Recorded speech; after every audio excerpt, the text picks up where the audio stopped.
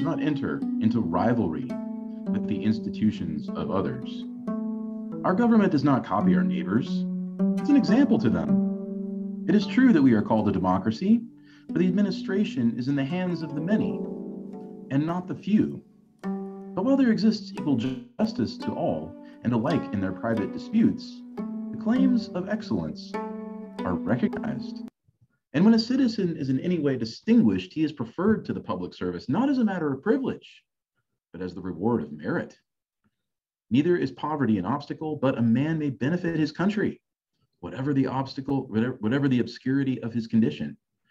Such was the end of these men. They were worthy of Athens, and the living need not desire to have a more heroic spirit, although they may pray for a less fatal issue. Death, he means. So spoke Pericles of Athens in his funeral oration in 432 BC, a speech given in honor of the soldiers who died in the Peloponnesian Wars, or at least the early days of that war, this long, brutal conflict that went on in ancient Greece between the two preeminent cities, Sparta and Athens. He goes on throughout the speech, like we didn't sign it, you don't see it here, but he praises all these different aspects of Athenian society, of Athenian democracy, and the astonishing achievements of that city. The democracy is first and foremost. And what's remarkable is we actually have ballots. Paper was rare and expensive in ancient Greece, unlike today. But what they did have was lots of old pots. They'd break them into shards, and people would etch the names of candidates. Some of these names are pretty familiar. There's Cimon of Athens, if you know anything about ancient Greece. And sure enough, there's Pericles, the guy we just, the guy whose quote we just read. So yeah, democracy, though, it wasn't just a form of political system or form of government. It was a whole way of life, a meditation on excellence of the human person, which the Athenians achieved to an extraordinary degree. Everybody runs a race. Who's going to win? You can't tell from the single image. Isn't that like the race of life? Leisure and joy. There's Achilles and Hector playing a game of chess from back in Homer and the Iliad. And the beauty that the Athenians achieved, the sense of excellence and proportion in the architecture, the Acropolis, which still stands on the Parthenon, sorry, I got it backward, the Parthenon, which still stands on the Acropolis today, that temple that has a way of bringing out your very best sense of beauty and aesthetic. It really was an accomplishment. But all the accomplishments and joys and the good things about Athens, do they really justify, do they really console those of the fallen soldiers in that Peloponnesian War? It's a tricky question. Still, though, for all the glories of Athens, walking around the streets following the Peloponnesian Wars during the Periclean era, after Pericles died and the wars were over, was a bum. A guy in a dirty old toga, always barefoot, scraggly beard, awkward appearance, kind of annoying. And your typical Athenian politician, remember they were called politicos, would be standing up giving a speech praising the justice of Athens. We are just because we believe in the equality of every Athenian citizen, and on he would go. And the crowd would cheer for him. And this skinny arm from the back would go up, "Excuse me, I have a question." Oh, what is it, Socrates? Socrates, the philosopher, was annoying to most people, especially the politicos. Well, we praise our Athenian sense of justice, but clearly you seem to know a great deal about it. Can you tell me, I have a question, what is justice in itself? Oh, why would you ask that question? Isn't Athenian justice good enough for you, Socrates? And the crowd would laugh. Well, I like Athenian justice, I guess, as an Athenian, but what is justice, though, as its own thing, as an idea? What is justice across societies? The politician looks annoyed. The crowd looks back and forth between Socrates and the politician, and Socrates smirks because he knows, and he's just revealed to the crowd. But the politician doesn't know anything about justice. Yeah, he knows a lot about Athenian justice, but that's only in Athens. What about justice, as he said, in itself? Socrates was annoying to public figures, but he was immensely alluring to groups of young men who had lots of free time to bum around. They came from relatively upper class families. They got pretty good educations. Their parents dished out the tuition for what were called the teachers of rhetoric, the sophists, as they were called. And they looked forward to pretty successful careers and pretty decent lives. But this guy Socrates just completely enraptured them with his questions and his tendency to put people in authority on the spot, people who everybody else seemed to admire except for him. Wow, this guy's interesting. He's kind of edgy and different. He's kind of rebellious, said the young Athenians. And so they would stay up late into the night. They'd walk around the walls of the city, chatting with this philosopher. What is a philosopher? It is someone who loves wisdom. You've probably heard it before. The Greek word philosophia is exactly that, a lover of wisdom, specifically a friend of wisdom. Philia is the Greek word for friendship, friendly kind of love. And Socrates just didn't seem to be settled with any explanation that anybody gave. Everything everybody said was in one way or another conditioned by Athenian society. What he wanted to know was what the thing was in itself. Now that's a little dangerous, isn't it? Because if you go asking that question too much, you go peeling back the layers of reality, what if you find that under the surface there's nothing there? Isn't that a little bit rebellious? Not in the sense that he, tries to overthrow the government or calls in foreign enemies to overthrow it or something like that. No, in a way, he's even more dangerous than that. This is a supreme kind of treason to not accept the ordered way of doing things. Well, one of those young men who followed Socrates around was, of course, Plato. Plato of Athens came himself from a relatively upper class family. He was sort of privileged, and he was completely enraptured with Socrates' teaching, fascinated with what this philosopher did in his attempt to get at the reality of all things. Other philosophers had done that, but usually they ask questions like, what are all things made of? Thales famously said, everything's made of water, right? Another one said, everything's made of fire. And they would have these elaborate arguments explaining why. Interesting, sure, Plato said, but Socrates dealt with human affairs.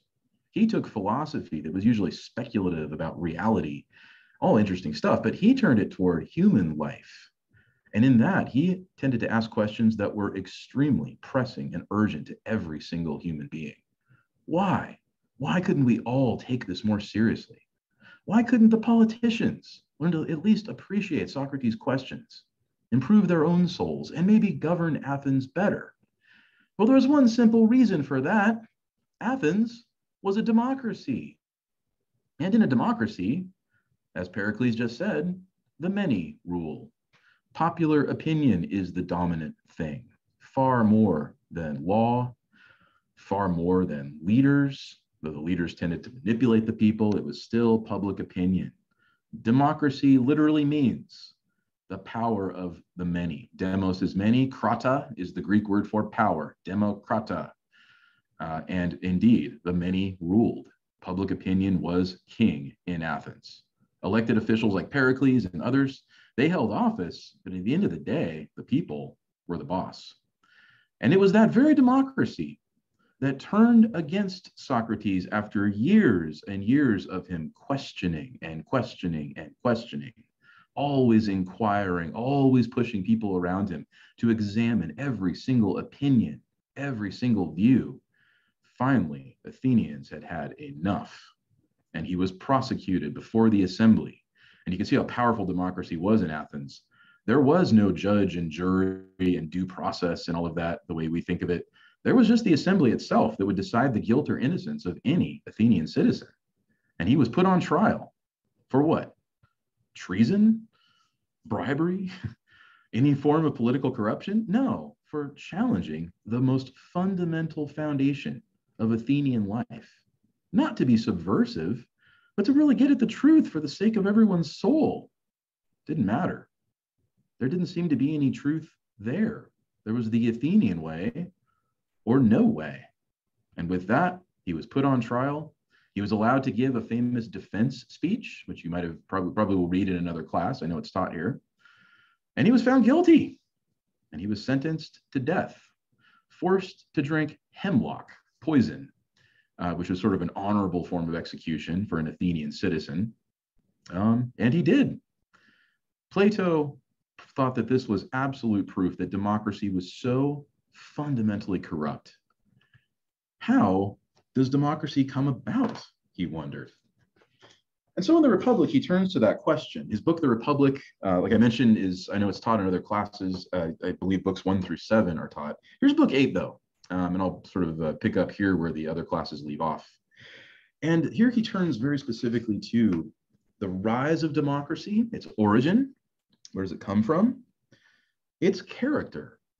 And most importantly, who is the democratic person? What type of person are they? And as you can tell, his assessment is pretty bleak.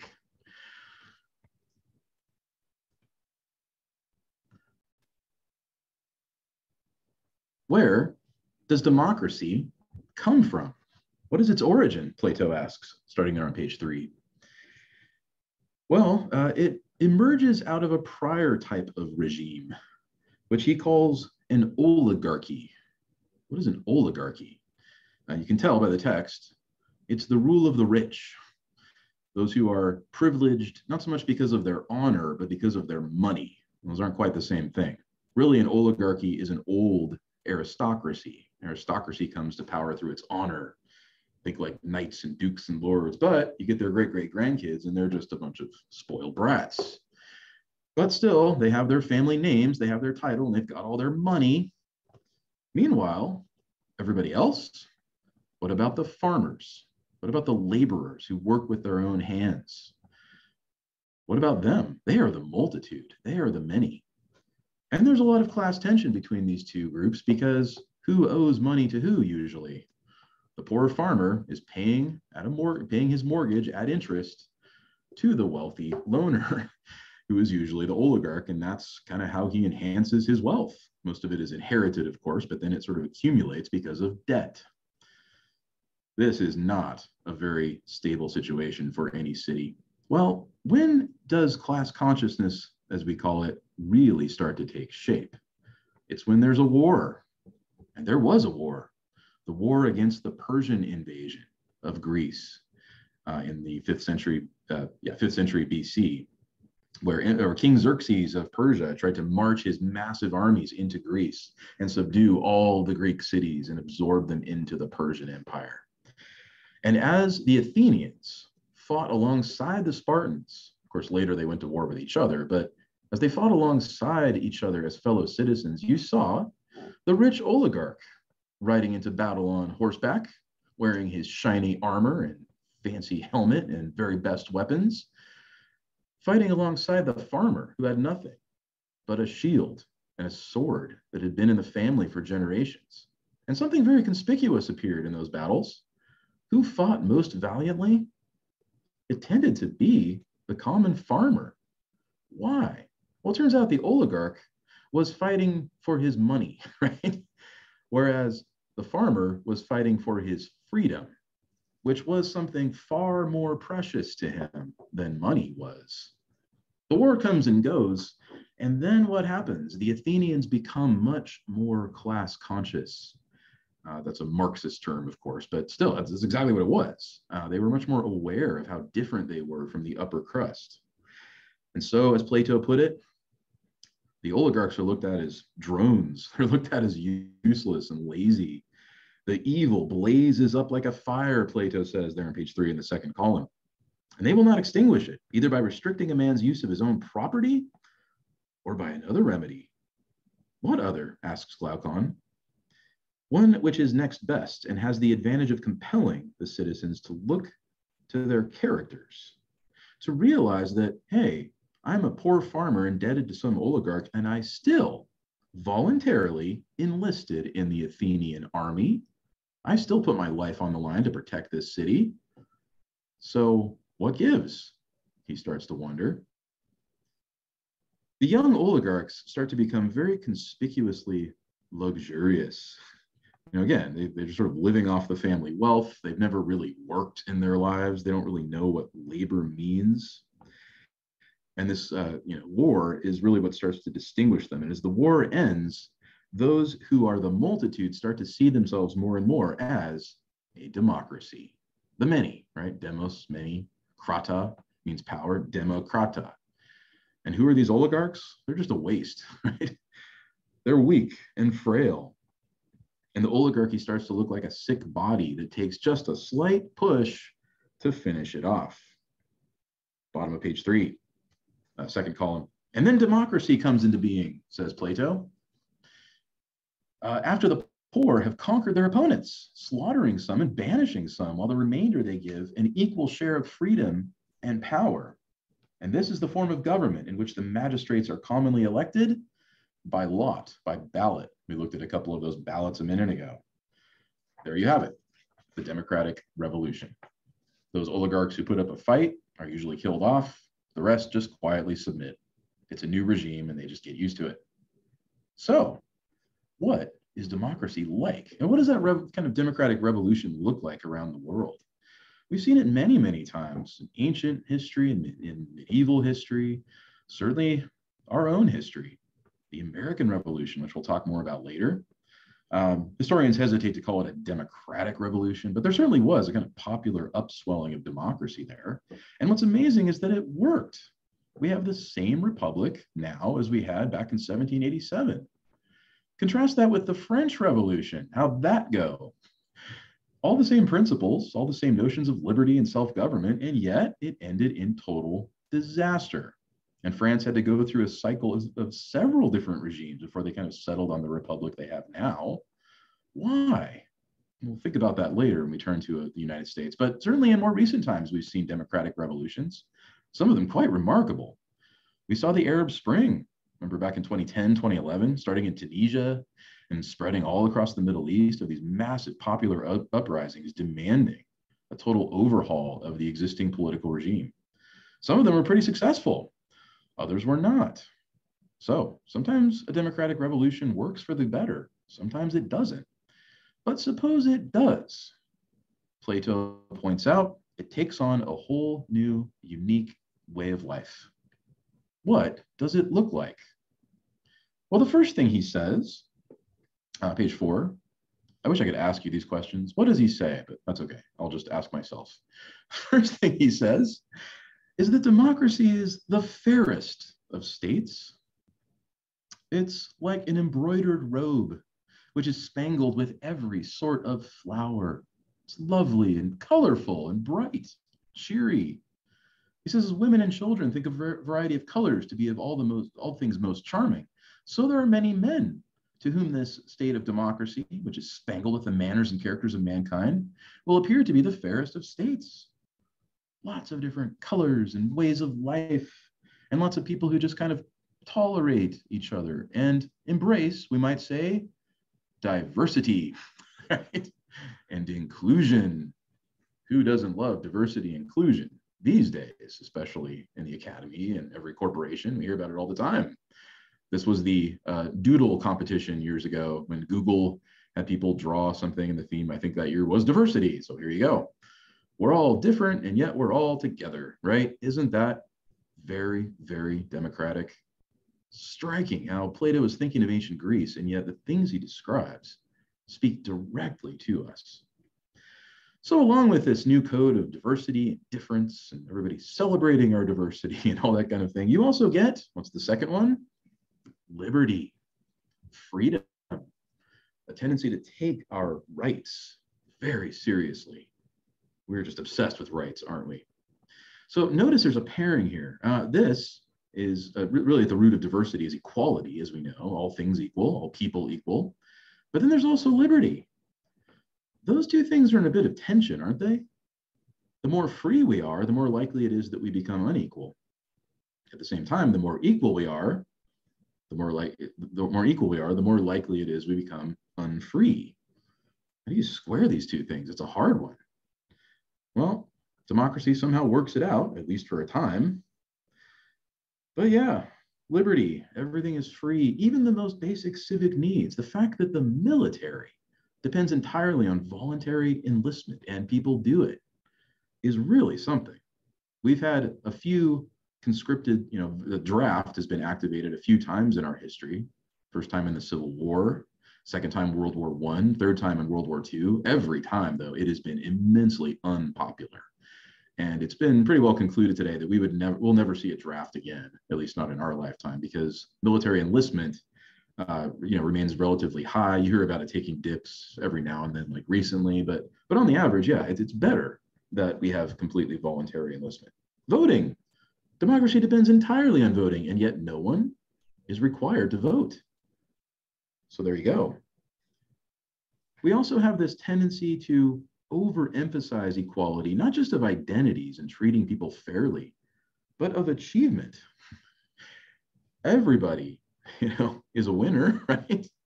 Everybody has this sense of their own inner genius that just has to be brought out by the right technology and the right environment and all that. All the kids run a race and everybody gets a prize. I had a senior colleague once look at my syllabus and say, "You give a participation grade?" And it occurred to me, that is kind of strange. Why do I do that? So since then, I've broken it up into quizzes. I'm sure he would approve of that more. But yeah, the fact that we certainly appreciate excellence. Ancient Athens did. We do today, and yet there's a little bit of scorn for it. So children in an elementary school art class, do they learn what made Michelangelo's sculptures so excellent, so proportionate, and reflecting this transcendent reality? No. They do their own art projects because every child is an artist. What is art itself? It's a matter of excellence? No, it's a matter of self-expression. Very, very democratic way of thinking. Wow, and you thought it was just a form of government. Turns out there's a lot more involved. There's a tremendous amount of compassion extended to the condemned. Think our Eighth Amendment, no cruel and unusual punishment, and the way the Supreme Court has ruled on that, right? Almost to the point of striking down the death penalty completely. There's a huge anti-death penalty movement out there. Plato saw it coming. It's all very, very democratic. We have a sense of humanity toward the condemned, he said. We have a deep sense of compassion. We have a profound forgiving spirit. Yeah, we have a lot of tolerance toward exotic ways of life. Just don't force it on me, of course, but hey, do your own thing, man, right? These and other kindred characteristics, he said, are proper to democracy.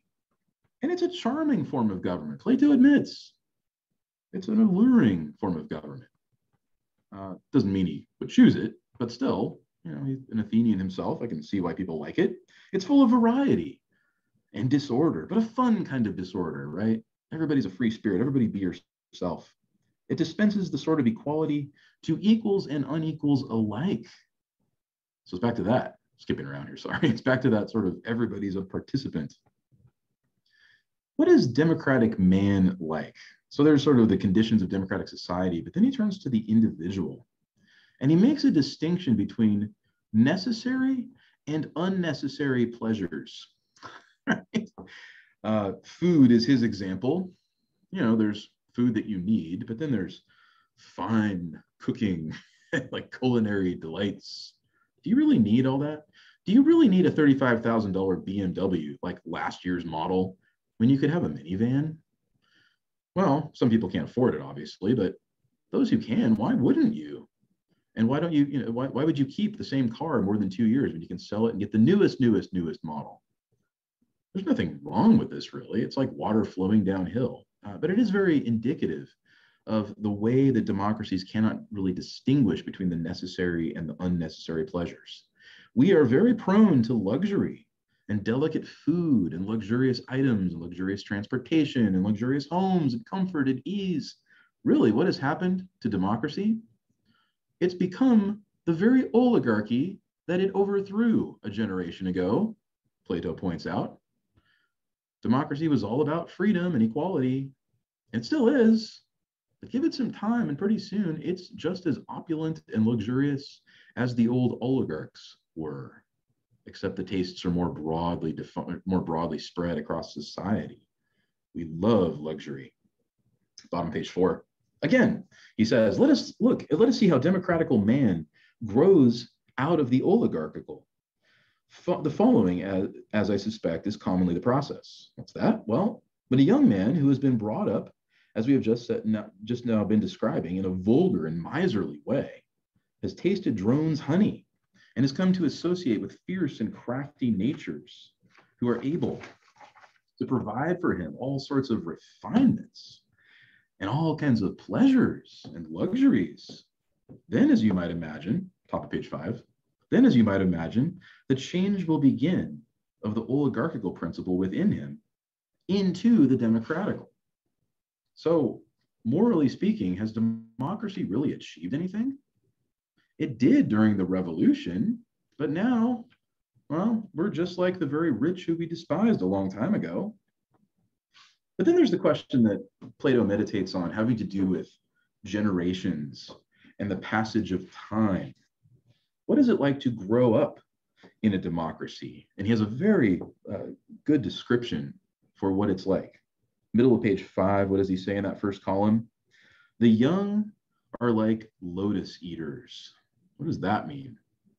Well, he takes it from Homer and the Odyssey, if you've read it, where Odysseus's crew lands on an island, and there are these lotuses, these beautiful flowers.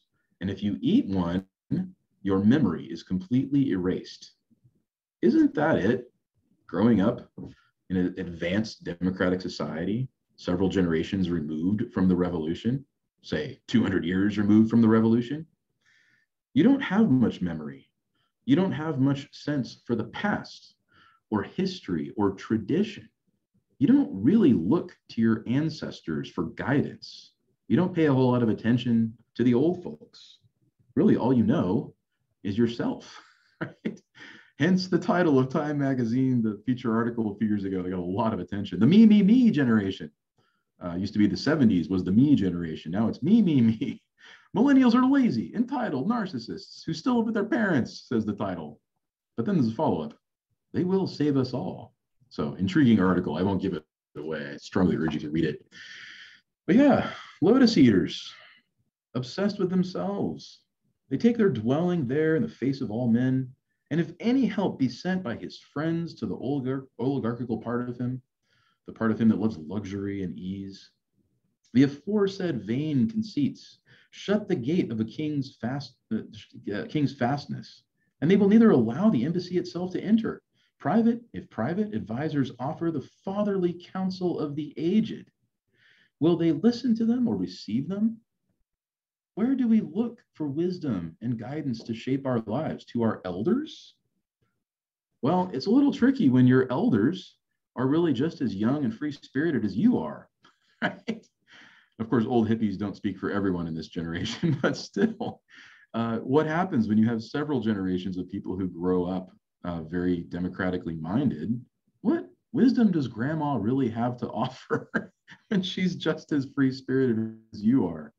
It was funny, I picked this image off Google Images to make my point, and then driving to campus, there's actually a billboard with this very woman on it for, so I forget it was advertising, but it kind of surprised me. I guess she's all over the clip art. But yeah, where do you turn for wisdom?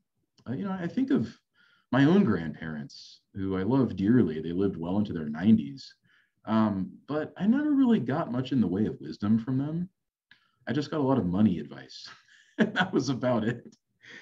Because, of course, when they grew up back in the 1940s, they thought they were much smarter than their parents. So here we are, several times removed from the traditions and the wisdom that might guide us. And then you get old folks who have a tendency to praise youth and to think that the young are wise and try to be young themselves. And when they have emptied and swept clean the soul of him who is now in their power and who is being initiated by them in the great mysteries, the next thing is to bring back to their house insolence and anarchy and waste and impudence in bright array, having garlanded on their heads, and a great company with them, singing hymns, hymning their praises and calling them by sweet names. The future belongs to the youth, right? Don't we realize that everyone young will someday become old themselves? If we think that youth somehow comes with superior moral judgment, well, what happens to the judgments they make in another 60 or 70 years?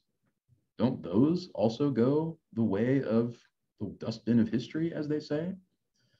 Doesn't this explain a lot too? We hear so much about mental health these days. Are we really setting ourselves up for mental health when we're so severed from the past, when we are so severed from the wisdom that might guide us? Not that it's a single cause, not that this is a single remedy, but this is absolutely why I teach these primary sources. Let's go back to Plato. Let's set ourselves free from the confining spirit of our times. What is it like to be old in democracy? Socrates himself was old, remember? He said, middle of page 5 in the second column, "Yes," I said, "he lives from day to day, indulging the appetite of the hour. Sometimes he's lapped in drink and strains on the flute, plays the flute. Then he becomes a water drinker and tries to get thin." There you go. Then he takes a turn at gymnastics, sometimes idling and neglecting everything. Then once more living the life of a philosopher.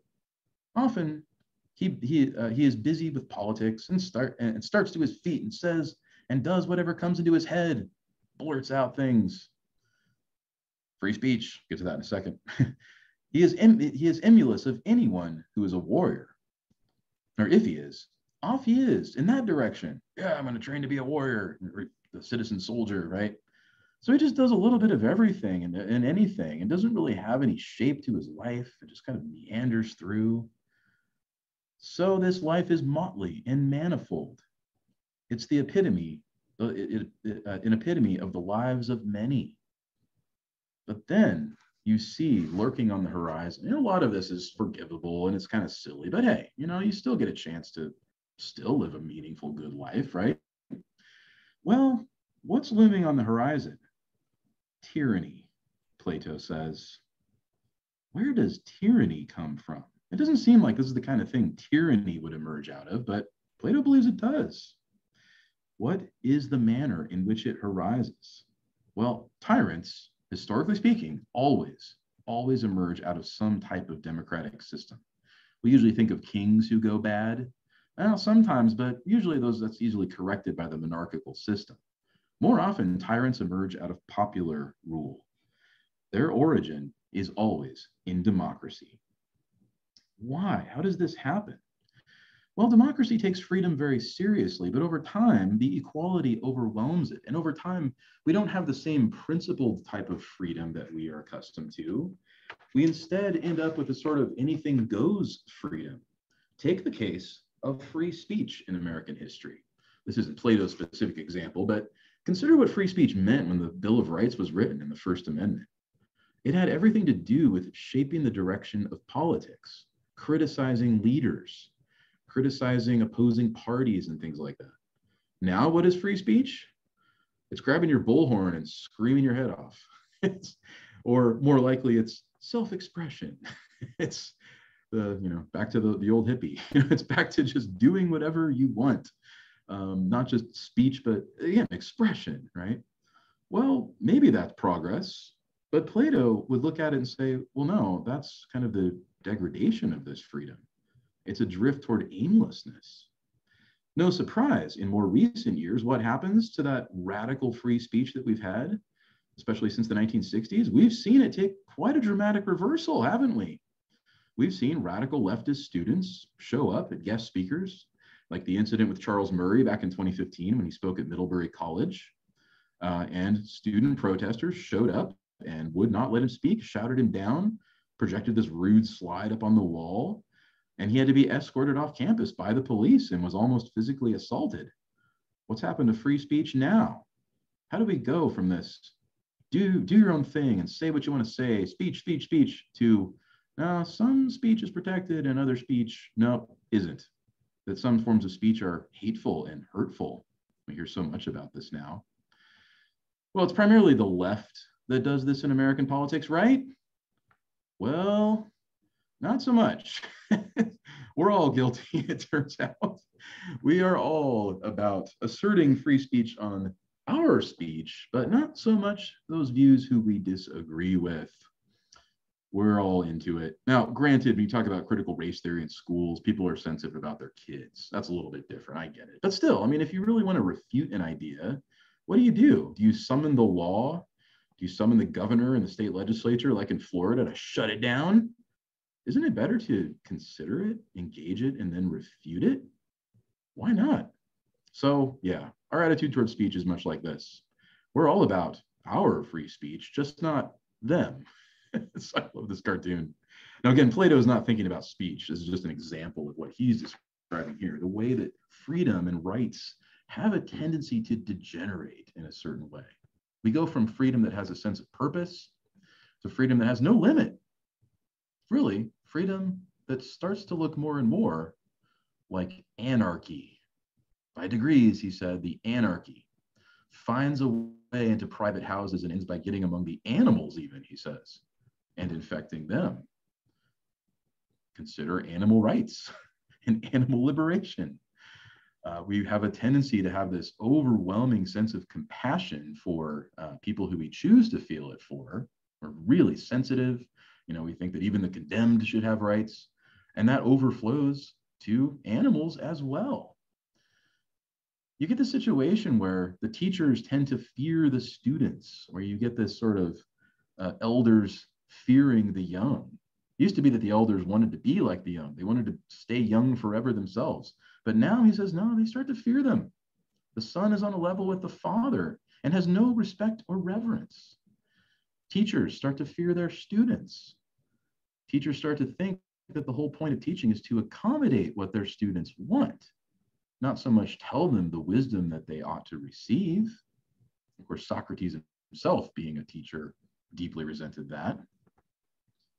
Our sense of equality starts to become very, very radical. And it starts to overflow, and our levels of sensitivity start off with just a sense of compassion for other people's suffering, to even the smallest slight, even a word or a gesture or an image is taken as hurtful and harmful toward us. He says, above all, page 6 toward the bottom, as the result of all, see how sensitive citizens become. They chafe impatiently at the least touch of authority, and at length, as you know, they cease to care even for laws, written or unwritten. They will have no one over them. They will be the sole decider over what is harm and what is good. Not the law, not any kind of public judgment, not any open public space, but my feelings. They are the fundamental guide.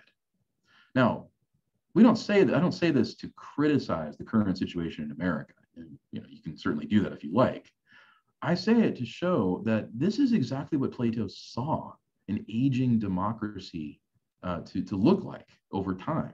And it definitely fits the description of American life, at least since the mid-20th century. We're there. And if Plato's right, we are facing the springs of tyranny, as he puts it. Okay, so where's the tyrant? Has he just not shown up yet, or what? Or maybe we've seen a few tyrants come and go, or what? How is American democracy lasting despite all of this? We'll consider that, but he says at the top of page 6, the ruin of oligarchy is also the ruin of democracy. The same disease magnified and intensified by liberty overmasters democracy. The truth being that the excessive increase of anything often causes a reaction in the opposite direction. The pendulum swings, right? And this is the case not only for the season and vegetable and animal life, but above all in forms of government. The excess of liberty, whether in states or in individuals, if you're too free, turns into an excess of slavery. How is that possible? How does you think liberty becomes slavery because it collapses or because everybody runs to a demagogue or a tyrant or something like that? No, that's not it at all, Plato means to say. That if we overdo freedom, pretty soon we just have no structure to our lives and we become the slaves to our passions. And that makes us in a situation where we might as well be slaves to the tyrant. So tyranny naturally arises out of democracy, he says, and the most aggravated form of tyranny and slavery out of the most extreme form of liberty. There are 3 parts to every democracy, he says, that really shows why it is so volatile. First of all, you got the drones. What do? They just party. Luxury and ease and opulence. They have no sense of public responsibility. They usually come from the children of the upper classes or several generations removed. We already touched on them, but then you get more of that tension. Things come full circle. We're back to these guys. You get the orderly class. You might say the new oligarchy that's kind of lingering there, and they have a whole bunch of riches, and they make all the same mistakes that the old oligarchs made. And even though they love democracy, they still become very, very rich, and they become the loan sharks. Then you've got the laborers. So it shows very much like Aristotle that there is a cyclical view of history in Plato. Things repeat over and over and over again. It's kind of a silly phrase. Those who don't study history are destined to repeat it. No, Plato would say, no, you repeat it no matter what you do. Right? It's worth studying. It's worth trying to think of what you can do to stop the repetitions. But ultimately, we're just headed down this slope, and it's just how it is. He's very pessimistic, especially about democracy. So the tension now arises between the new class of rich and those who work with their hands. He's very specific, right? Those who work with their hands, they're the farmers. They're the ones who feed us all. And the injustice here is profound. Wasn't democracy supposed to resolve this, though, back during the revolution? Well, here we're right back to it. The difference now is that the multitude, the common folk of a democracy, they're not interested in overthrowing their fellow citizens anymore because their fellow citizens are not those in power in the same way. Instead, what they want is a champion, someone who understands their plight and their humiliation and the way that the upper crust scoffs at their values and their humble, folksy ways and the way they talk and the way they dress. Someone who will become their hero and save them from this humiliating, degrading situation. The common classes, the common folk, the working classes who work with their hands, turn to the protector, he says. How then does a protector begin to change into a tyrant? Page 7 at the middle. Clearly, when he does what the man is said to do in the tale of the Arcadian temple of Lycian Zeus. Well, what tale is that? Well, here's what happened. The tale is that he who tasted the entrails of a single human victim became a cannibal. Grisly story. These Greek myths are wild that way, but still, that's it. A single taste and you're hooked. And yet the protector of the people is like him, isn't it? Having a mob at his disposal. He is not restrained from shedding the blood of kinsmen. The people love me. I can do anything, says the protector. Now, again, he's not seen as a tyrant right away. He's seen as a hero. He's seen as like the one politician who really gets us, who really understands us common folk and our ways and our customs and our values, right? By the favorite method of false accusation, what does he do? He brings them into court and he murders them, making the life of man to disappear, and with an unholy tongue and lips, tasting the blood of his fellow citizens. He's figurative here, but some he kills and others he banishes. At the same time, hinting at the abolition of debts, cancellation of all debts, right? Wouldn't the poor farmer love that? And the partition of lands. And after this, what will be his destiny? Must he not either perish at the hands of his enemies, or from being a man become a wolf? Doesn't that basically turn him into a tyrant? Very often, the early days of tyranny, again, they don't call him a tyrant. They don't see him as a tyrant. It just seems like one politician who understands the people, right? But give it time, and all the support and admiration that he draws from the people, Plato says, that's what makes him into a tyrant. Popular support, love for his understanding of them. The word tyranny and tyrant are Greek words, tyrannus. In practice, it just meant a single leader, in theory anyway. In practice, very often it was someone who consolidated more and more and more power into themselves. They start off popular and cheery and everything's going to be great and I'm going to help the people against the enemies of the people. But pretty soon what happens? The power starts to become apparent. Ancient Athens saw quite a few assassinations of potential tyrants. Take the case of Harmodius and Aristagaton, the famous assassins who killed Hippias the tyrant, the son of Pisistratus, many, many other tyrants throughout ancient Greece. And this was always what happened. Democracy cheered them on, let them do it, but then all of a sudden snapped out of it and said, hey, wait a second. And the assassins were called up to get rid of them. But give it time and another one appears. But then you get the attempted assassinations, the ones that fail. And suddenly, what happens to the popular leader who everyone loves? You can't help but notice that he's surrounded by a pretty tough looking bodyguard, or group of bodyguards, his thugs. And they seem to be always off on secret missions late at night, and no one really knows what it is. Yeah, what's going on there? But still, the people look the other way. The popular love endures. And the tyrant summons that love as he makes accusations against his enemies, who he always calls not his enemies, but the enemies of the people. And people are exile. Remember, exile from the ancient city was especially painful for an Athenian citizen. He singles out those who are noble and good, who truly care for democracy and want to preserve it. And he declares them enemies of the people and has them exiled and killed and assassinated. What is the tyrannical type? What is a tyrannical type of person? He's benevolent at first, as Plato points out, page 7 in that second column, above the middle. In the early days of his power, he's full of smiles, right? He's always open to the public. He doesn't look fearful. He kisses babies, shakes hands. He walks among the people without any fear of being assassinated. And everyone supports him and loves him. And he salutes everyone whom he meets.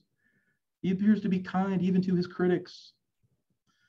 He to be called a tyrant who is making promises in public and also in private. He liberates debtors and distributes land to the people and his followers. And he wants to be so kind and good to everyone, Plato exclaims. How true. He's patriotic. He loves his city and he loves its heritage and its name. And he wants to defend it, make it strong and reputable. Yeah, why not? What's the difference between a tyrant and a statesman in the early days? It's hard to tell sometimes. But the skeptics are out there, the ones who want to shut him up. What does he do? He silences them. He demonizes them in the eyes of the public. He intimidates them with the mob. So they just kind of keep their mouths shut. But suppose they don't. Then they have to be neutralized, kicked out, declared public enemies and exiled. And if that doesn't work, quick, quiet assassinations gets rid of the trouble. And even as he does this, he commands greater and greater devotion of the people. On page 8, they will flock to him of their own accord. They love him. If lie pays him. So yeah, yes, as I said, and these are the new citizens whom he has called into existence, who admire him and his companions, while the good, the upright, the righteous hate and avoid him. Who will be so bold as to speak out against the tyrant when he comes to power? Plato asks, especially among mobs of people who consider him godlike, in the middle of page 8. So that's it. Democracy is hopelessly always tumbling down, down, down into tyranny. And the best you can hope for is that it will just tumble a little bit slower, at least for maybe like your generation and your kids' generation to enjoy it a little bit. But in the end, it's all headed in the same direction, Plato said. So the tyrant is obsessed with maintaining his power. And by heaven, then the parent will discover what a monster he has fostered in his bosom, right? Then democracy snaps out of it and says, whoa, what have we done? But by then it's too late. And the father has submitted to the son. Indeed, it's parricide, right? It's the murder of a parent by a child. Then he is a parricide, the cruel guardian of the aged parent. And this is real tyranny, about which there can be no longer a mistake. As the saying is, the people who would escape the smoke, which is the slave of freedom, has fallen into the fire, which is the tyranny of slaves. Thus, liberty, getting out of all order and reason, passes into the harshest and bitterest form of liberty. Have we said enough? And Glaucon says, yep, quite enough. So is Plato right? This is certainly the story we've seen with modern dictators and tyrants. Now, we'll see, dictator doesn't mean exactly the same thing as tyrant, but for our purposes, we'll use them in the same sense today. They do very often emerge out of pre-existing democratic or semi-democratic systems. If Saddam Hussein, he was part of the Ba'ath Party in a political party in Iraq. Benito Mussolini rose to power through the existing system. Some were different. Kim Jong-un of North Korea, Kim Il-sung of North Korea, came to power after the end of World War II. So that was slightly different. But many, many others, Idi Amin, Robert Mugabe, all of them emerged to power, came to power through perfectly legitimate means.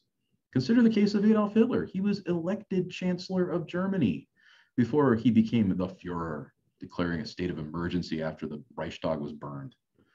It's hopeless, says Plato. We're always headed down the slope. And Plato doesn't say it in so many words, but you can tell what his solution to all this is. Don't have a democracy in the first place, because this is where it always goes. So much better to have some type of aristocracy where the honorable people, the noble sorts, and in practice what he meant was the philosophers, are the ones who rule.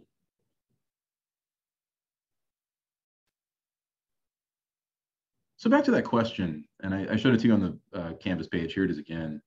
Plato's view of democracy